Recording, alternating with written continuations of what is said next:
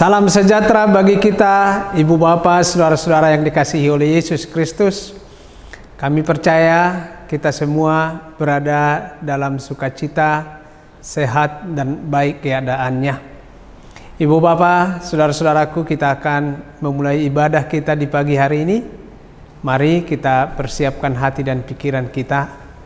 Kita bernyanyi Kidung Jemaat 424.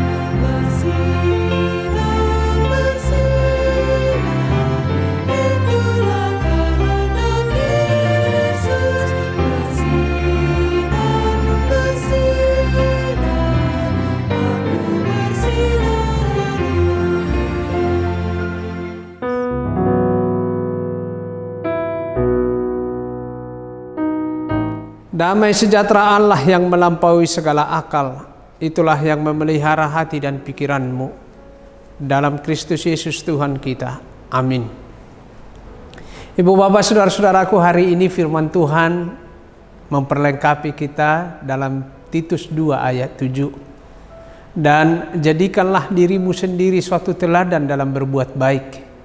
Hendaklah engkau jujur dan bersungguh-sungguh dalam pengajaranmu.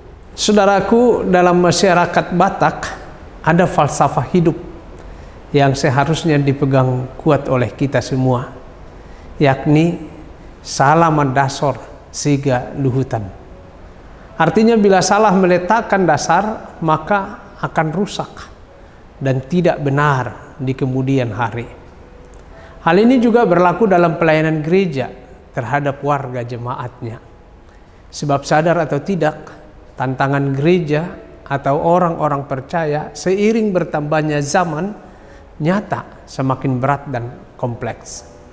Tantangan itu bukan saja berupa larangan-larangan atau kuasa-kuasa dari dunia di mana gereja itu hadir, tapi juga berbagai pengajaran atau aliran yang ternyata bisa muncul dan tumbuh dari dalam gereja itu dan menyesatkan.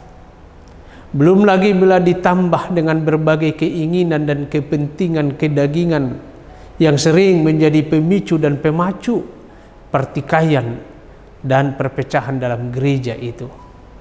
Semua hal tersebut bisa mengakibatkan gereja ditinggalkan warga jemaatnya dan pada akhirnya gereja hilang. Seperti kisah 7 gereja atau jemaat mula-mula yang sudah hilang jejaknya di Turki. Padahal sebagaimana amanat Yesus Kristus, gereja kiranya tetap berdiri kokoh di dunia ini sampai kesudahan zaman untuk membawa lebih banyak lagi jiwa-jiwa mengenal dan percaya serta menerima Yesus Kristus. Karena itu gereja mempunyai tanggung jawab yang besar dalam pemberitaan Injil kepada para generasi mudanya. Sebab merekalah yang melanjutkan tugas gereja di masa depan.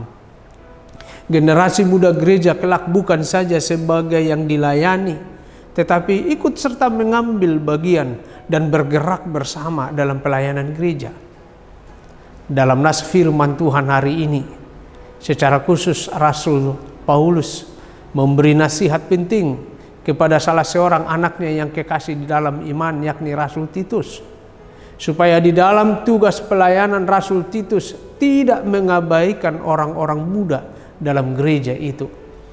Anak-anak muda gereja harus mendapat pengajaran tentang firman Tuhan secara tepat dan benar, supaya hidup mereka berpadanan dengan Injil Yesus Kristus. Dikatakan ada 3 aspek oleh firman Tuhan dalam hal pengajaran kepada anak-anak atau generasi muda gereja, yakni pertama, dapat menjadi teladan. Yang kedua, berperilaku jujur.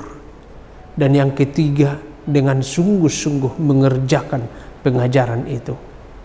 Tentu sasaran dari firman Tuhan ini bukan saja para pelayan yang menerima tahbisan dan jabatan gerejawi, tetapi juga semua umat percaya menerima tanggung jawab dalam hal melakukan pengajaran firman Tuhan. Saya dan saudara ikut serta di dalamnya. Kiranya Tuhan menolong kita semua dan menambahkan sukacita dalam hidup kita. Amin. Kita berdoa.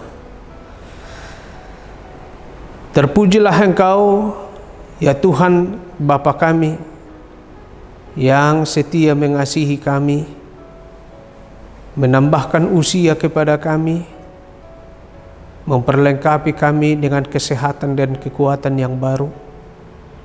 Kami percaya hidup kami berada di dalam pemeliharaan dan penyertaan Tuhan sepanjang waktu yang Tuhan masih perkenankan untuk kami jalani. Terima kasih Tuhan mencukupkan segala kebutuhan hidup kami. Tuhan memberi akal sehat kepada kami, supaya melaluinya kami dapat menemukan ide-ide serta mengerjakan hal-hal yang baru, yang baik, yang benar seturut kehendak-Mu. Kami bersyukur untuk sapaan firman-Mu yang mengingatkan akan tanggung jawab kami sebagai orang-orang percaya dan juga sebagai gereja-Mu untuk memperlengkapi anak-anak-Mu, generasi-generasi masa depan gereja-Mu yang kelak melanjutkan tugas pelayanan gereja di tengah-tengah dunia ini. Engkau mengingatkan kami semua dalam hal pengajaran dan penyampaian firman-Mu, agar kami bersungguh-sungguh, jujur, serta dapat memperlihatkan hidup kami sebagai teladan yang hidup bagi mereka. Ya Allah, berkatilah para orang tua dalam mendidik mengajar anak-anak mereka. Kuatkan dan berikan hikmat. Dan biarlah setiap rumah tangga mendapatkan sukacita, kedamaian, dan kesejahteraan daripada-Mu. Engkau berkati setiap pekerjaan dari warga jemaat, baik juga usaha mereka. Dan begitu juga anak-anak-Mu dalam mencari atau berjuang untuk masa depan mereka. Tuhan berkenan menolongnya. Kami berdoa juga senantiasa untuk warga jemaat-Mu yang sakit, terbaring di rumah atau di rumah sakit, dalam rencana pengobatan medis, atau juga mereka yang hendak dioperasi, atau yang sedang dalam pemulihan. Tuhan, tak putus-putusnya kami bermohon, kiranya Tuhanlah yang menumpangkan tangan-Mu, memberkati setiap pengobatan yang dilakukan kepada mereka.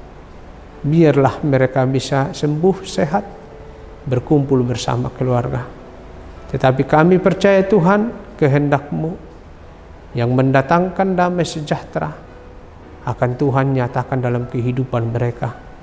Cukupkan segala kebutuhan mereka, ya Allah. Kami berdoa juga untuk para orang tua kami, para lansia, para babalu, anak-anak yatim piatu. Tuhanlah yang menjadi pembela dan perlindungan mereka. Peliharalah kehidupan mereka. Kami berdoa untuk bangsa dan negara kami yang akhir-akhir ini sering dilanda oleh berbagai kejadian di berbagai tempat, ya Tuhan.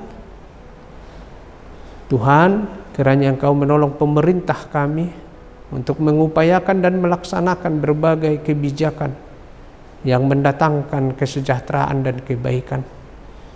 Kami berdoa Tuhan secara khusus untuk korban gempa di Tapanuli Utara, gereja-gereja-Mu yang banyak kena dampak dari gempa tersebut, kiranya Tuhan juga yang memberikan penghiburan dan kekuatan kepada seluruh korban di masyarakat Tapanuli Utara.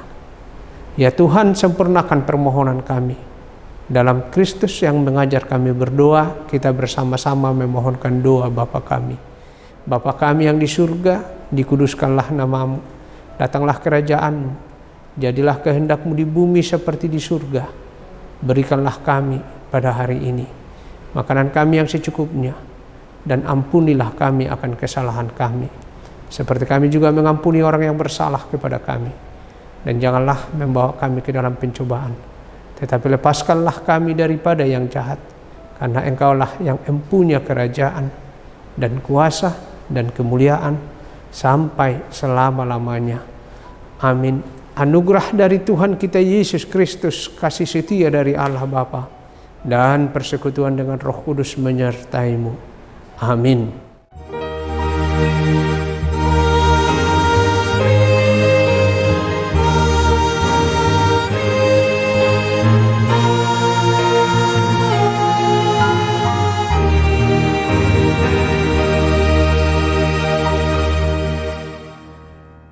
Kiranya kita semua selalu sehat, serta Tuhan memberkati pekerjaan kita. Horas.